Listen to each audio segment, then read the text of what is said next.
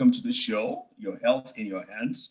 I'm Dr. David Ajibade with the Brain and Body Foundation. Now, if you remember, last week we had the dynamic duo of Tifal and Chi talking about health. Health coaches, one is a doctor, the other is a health experts, all kinds of stuff that they're talking to us about when it comes to health. But really, folks, health is not that complicated. There's some basic things. If you get right, you will be able to see significant changes. And it's not just about you, it's about your family as well, your kids, your parents. These are things that you want to take back and use to educate your loved ones so that they don't keep on making the mistakes that they are making all the time. And we talk about these things a lot. And if you remember, we talked about brushing your teeth, sleeping well, having good sleep hygiene. These are all factors that people tend to overlook and in the end tend to cost them. So health is about what you do. And I really want to emphasize that. It's about what you do. It's not how you look. It's not how you feel. It's about what you do. And one of the things you want to make sure that you're doing is that you're staying abreast of your numbers. And that's what Tifal and Chi are going to be talking to us again about. We're going to get into the details this time. So Tifal and Chi, how are you all doing? Great. Well, thank you for having us back. Nice you guys are fantastic. Fantastic. I love the pink. I don't know. Thank you. Black looks good, but the fab, this is much. Yes. Yeah. Am I going to get one of this? I mean, this looks. Of course. Of course. Yeah. This is, how fab. So we talked about, how fab are those five and the importance of knowing your numbers. And, a lot of times we know a lot of things, right? We hopefully, know our credit score, we know our numbers. People talk about different things, but we want to make talking about your health and knowing those numbers a thing. Like how fab are your five? And not knowing that number is not a good thing, right? Ignorance is not bliss when it comes to your health, right? And once you know better, you do better. So I like how you started your segment talking about it's not just about the person. And when we talk about our platform, we talk about it being very personal, but being practical. So we talk about practical ways where people can make changes in their life. It's very intentional and it is generational changing. We strongly believe that if you learn how to eat a certain way and incorporate activity into your life, you teach that to your children. You do that with your parents, your siblings, the ones you care about. And so when people say, oh, this runs in my family, we always have diabetes. Everybody in my family has high cholesterol. The question is, how are they eating and what has been passed down from generation as norm?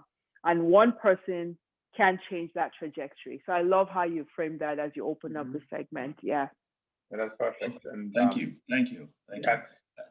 It's all about what people do. Yeah. So I don't want to take a single more minute away from what you have to do because I really want us to go into this. I'm going to be on you. I'm going to be asking questions because we want to be clear. I want to make sure that Sikira or Yamodi, who's in the remote areas, understands what we're talking about so that at least she can apply some of these things. So how do we start? We're going to start with the Fab Five? Yeah, sure. So, we're talking about, you just mentioned people in the remote places. So no matter where you are, think about how we grew up. I grew up in Ibadan, right? Mm-hmm. My parents cooked every day. My mom did shopping. My dad did shopping. Whoever shopped, because children don't have access to the funds to do grocery shopping, right? Right. So it starts somewhere. That's the Fab Five. Getting your Fab Five to be right starts at the very, very beginning of childhood. Whoever begins that process dictates how things go down the line. Because we know that children, by the time they're 5 years old, they've already formed all the cells they're going to have for the rest of their lives, right? So everything else we do prior to that period is building upon those cells. Defining whether they're going to be this way or whether they're going to be this way or how they're going to be shaped going forward.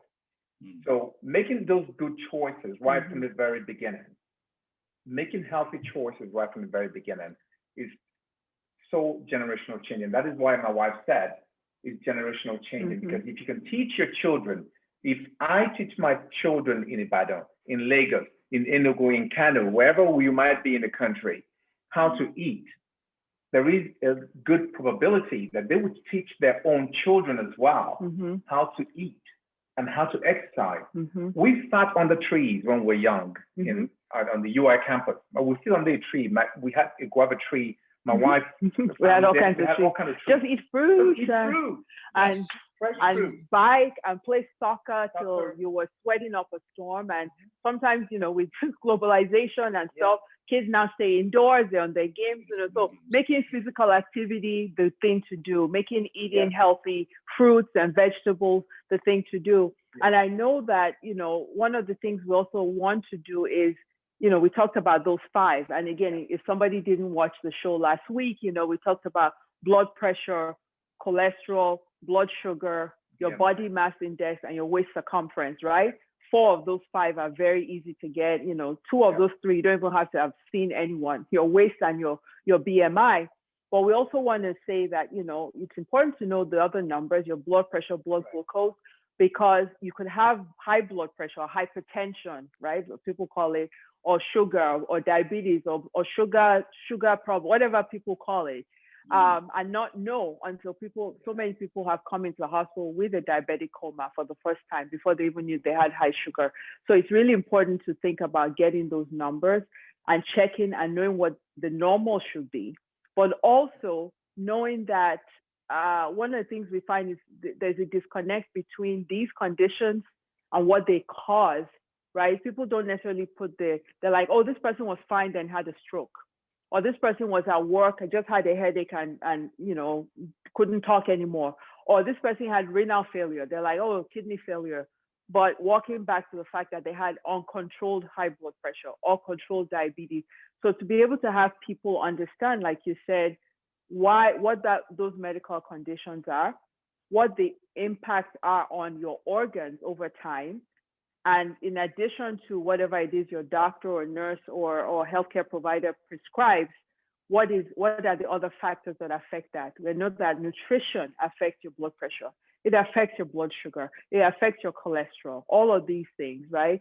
So it's that connection between what the condition is, knowing about it, but if you have it, how do you manage it? And if you don't have it, what do you need to do to prevent it? And those are kind of the 5.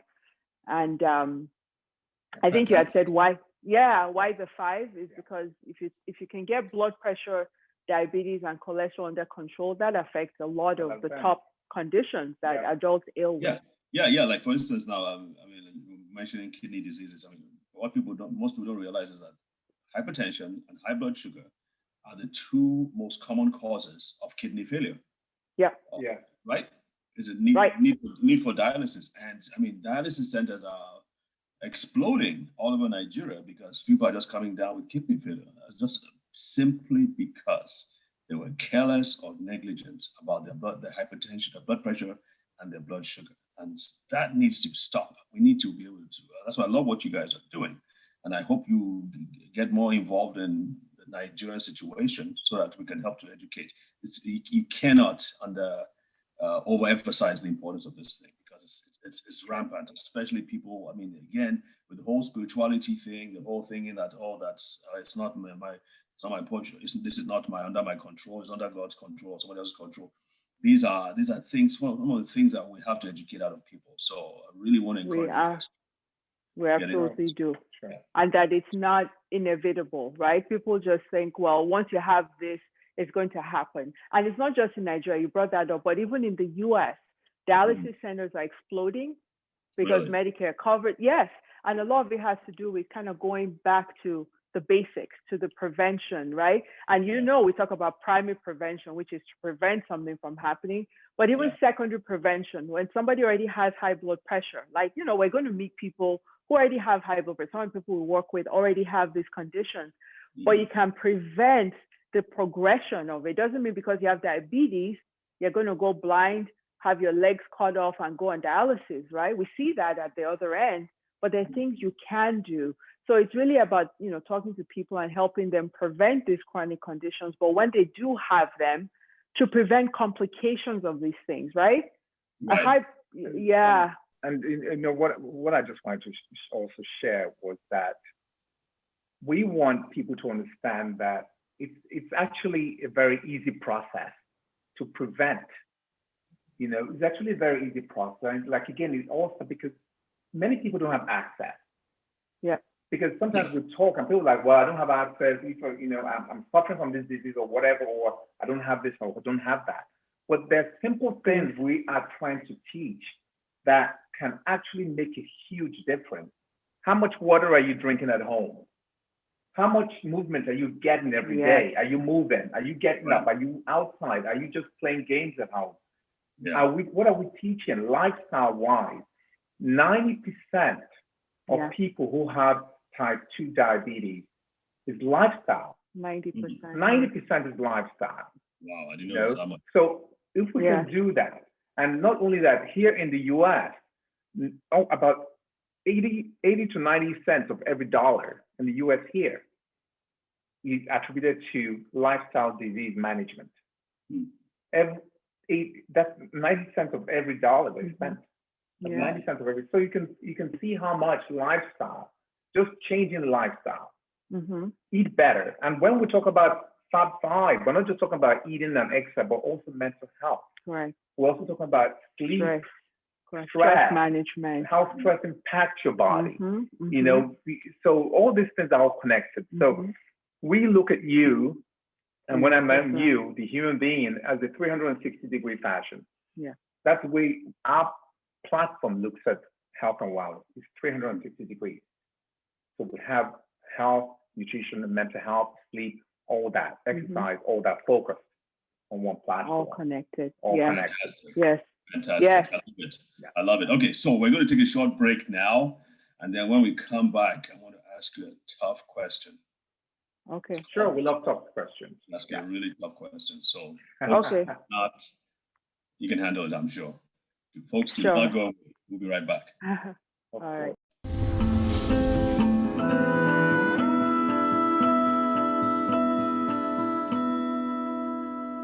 All right, welcome back. All right.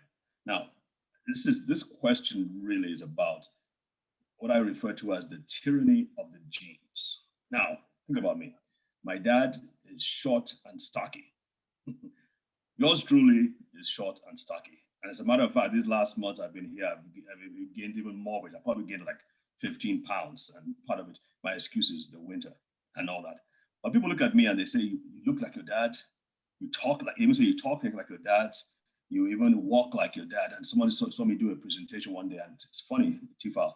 It's funny. Both my parents, they watched me.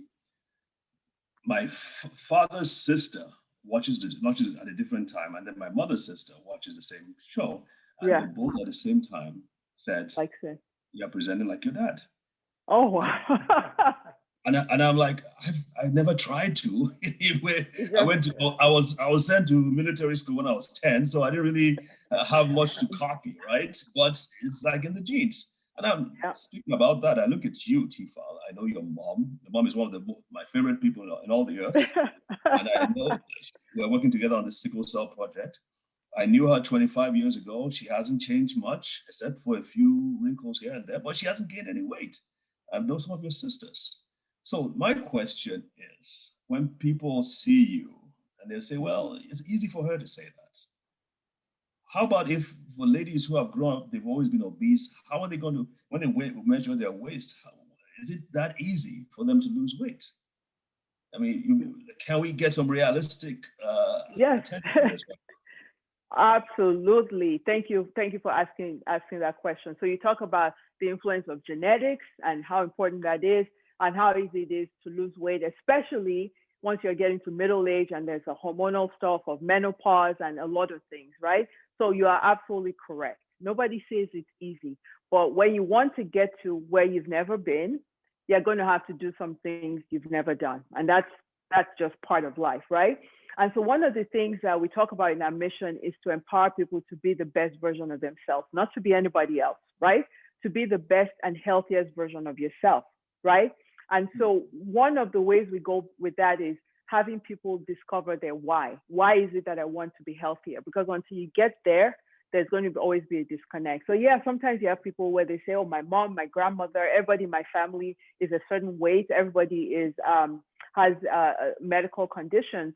But if we know the import of lifestyle, and as Chi talked about how the cells are laid, even our fat cells are laid very early, is that when the fat cells are laid very early, so you're actually building more fat cells, your foundation of fat cells is larger. So it may not show when you're a kid, but as you get older, as you start to, those cells expand, you just have more cells. So not just do you have a hyperplasia of cells, you also have hypertrophy, which happens with aging. So you just have more, which is why it's important. Even though the kids may not show any of these weight changes, some kids do, some don't until they're getting to be middle, teenagers or later. The other thing we also know is that some of that is generational. How people have always eaten and how people have approached exercise generational. So you say how much of it is genes, how much of it is that everybody has done the same thing a certain way.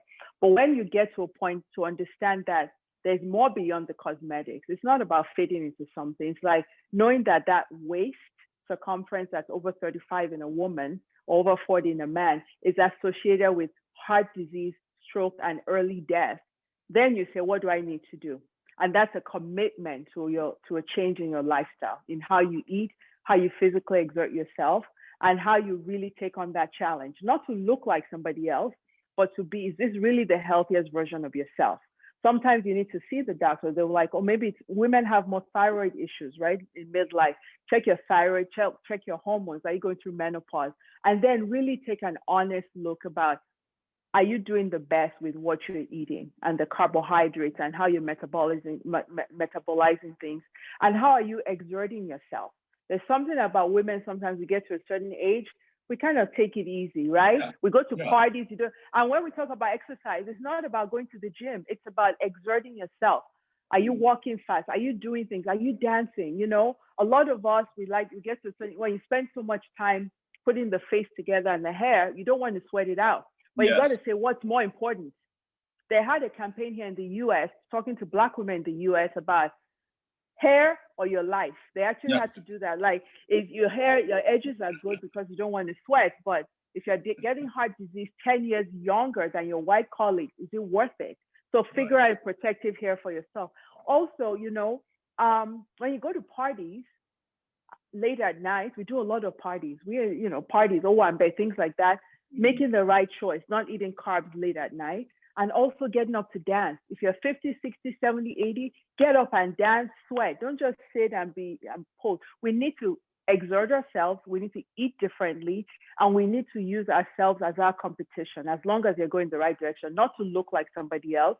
And it's not easy until you've committed to it. So the long answer to your question is yes, it can be done. Lifestyle matters. It may be different. Everybody's trajectory is different. Everybody's built different. And if any program says, I promise you're going to look like this person, just say no. You need to look like the best version of yourself.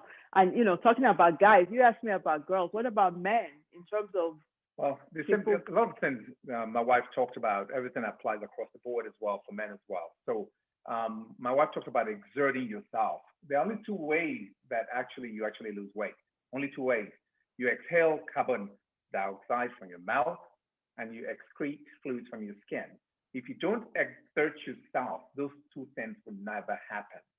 They can't. They happen when you go to a party to dance. They happen when you're dancing with your family at home. They happen when you're outside taking a walk. You always have to exert yourself. And sometimes you find out if you have problems with your heart, if you exert yourself and you can't, you're out of breath so quickly. So that's why oftentimes stress tests are done for people who are having heart issues. Mm-hmm. So for men, you're going to think about it. You're going out to have a party or to party with people. The time you eat, a lot of times it's not even just about what you eat, but even the time you eat. You can't go to a party at night and eat at 12 midnight or 11 o'clock at night, finish your party and go to bed at night because the food has not metabolized. So you're just storing tons and tons of high glycemic index foods in your system that ultimately becomes fat because you can't burn it while you're sleeping. Nobody moves around and dances while they're sleeping, right? So these are the kind of things. So, and especially, and when you're not sleeping well, your body will also, secrete cortisol, stress levels, which builds up around your midsection. So there are a lot of things that will happen when we don't exercise, when we don't eat well, when we don't eat at the right time. It becomes so complicated in the way these things impact our body. So we just talk to people. Go ahead, Dr. Ajibade. Quick one though. For those who, for some reason or the other, cannot do what you just said, exercise, bad knee, bad hip, what happens then? Yeah. So you're right. There are people because of surgeries or certain things or age or arthritis or something that cannot do those, can't be as physically active. But this is where we come in. These are the kind of things we teach people, and things like simple, just customizing it to who you are. We meet everybody where they are. So we don't expect, like my wife talked about, everyone is different, right? We don't expect anybody to be like the next person. We just want you to be the best version, and being that best version could be somebody who's starting off being arthritic, could be somebody who's starting off being overweight, could be somebody who's starting off being skinny, but not eating well. But cholesterol is too high. So you may still be lean, but have arteries that are all blocked up and clogged with cholesterol. Okay, so there's a solution. So there's a solution no matter what. It just needs no matter what. That's what we're correct. doing. And that's where our personal platform comes. When we meet with our coaching clients, is we talk about your why. You need to know why you want to do this. We talk about where you are, medical problems you may or may not have, limitations, and then customize things. And we talk about tough love for yourself to say, I want to do this, and I'm doing this for somebody, And, when my husband was talking about, tough love and when people eat, it used to be, people would feed their partners or spouses a big amount of carbs, and was like, it was so good he fell asleep right after he ate. That is a bad thing. If your partner don't say anything bad about Yhiyh. You can talk about something else, maybe about something. Portion size. We teach portion size. We eat all of that, but it's about portion size. What you eat and when you I agree. Yeah, so let's talk about that in the last few minutes. We want to talk about food, especially from the African perspective. We have a few more minutes, but I really don't want this to end without us talking about that. So tell us about let's talk about food. Sure. So did you want to continue that now, right? Yes. One thing I wanted to share, you talk about food, right? So Dr. Ajibade, I'm sure you know about the blue zones around the world. There are places called blue zones around the world where people live to 100 years old and they're still active, they're moving, and they have good psychosocial support around them. One thing about these people, one very common theme that run across these people, and they live in Sardinia, in Italy, in Greece, in Chile, there's a place in California. It actually went to grad school. Loma Linda, that's correct. That's where I went to grad school. So these people they start looking at what is common with them. They make healthy eating the easy choice. So, and bad eating became an option, right? So you want to make the healthy eating an easy choice. It comes to you, boom, quickly. So let's talk about specifics now. We want to talk about specifics. So yes, we mentioned reduce your portion size, because we are very, very into stuff on the body and the brain that even the regular soda. So stay away from that. Stay away, yeah. And if you actually do this, there could be, we talk about the health benefits and the way you feel, the way you look, how you feel, but it has financial implications for what's going to happen in your older age, right? If you're blessed to live, do you want to be healthy and active, or do you want to be, with chronic medical conditions, spending all your time going in and out of doctor's offices? And also financially, if you're not buying packaged processed food and orange juice and stuff, it has short-term and definitely long-term financial benefits for you. But it's still a little expensive to actually eat healthy too. Or don't forget, it's still we would have to concede it's still a little expensive to eat healthy food too. Correct. Unless you grow them in your garden or your backyard. Well, Doctor, you make a point there, right? But let's know. We would like to frame it that it's more expensive to treat chronic disease than to eat well. So it's all about what are you looking at today, right? Okay. All right, folks. Tifal and Yhiyh, you guys are the best. Awesome. Thank you. It's an absolute delight working on this. And I hope that our viewers will take these things to heart and really act on these things. But you have really treated this topic really, really well. So thank you so much. Thank you. We're very passionate about this. We are. And there are lots of topics we'd love to come back, talk about gut biome, talk about, intermittent fasting. There's so many different things that we'd like to share with your audience. So, you know where to find us. We know where to find you. So, give us the website address again. What's the website address? www.tfalandchi.com. So tfalandchi.com. Yeah. One word. Yeah. One word. So Awesome. drink water, get active, and lots more vegetables and fruits, and make the starch the side. Rice cannot be your main domain anymore. Rice needs to be the side that comes out once in a while. Okay? You people didn't talk about bread either, so no problem. When maybe next time. That's another topic. Bread is like rice, and it's like, yes. All right. Oh, yeah, okay. we can talk about bread. All right, folks. It has been fun. Thank you for joining us, and remember to check out our old videos and, of course, the Falusi website, and then be sure to join us next week. God bless. Yeah, we enjoyed it so much. Thank you so much. Thank you. Okay, bye-bye. Bye. Yeah. Bye. Okay.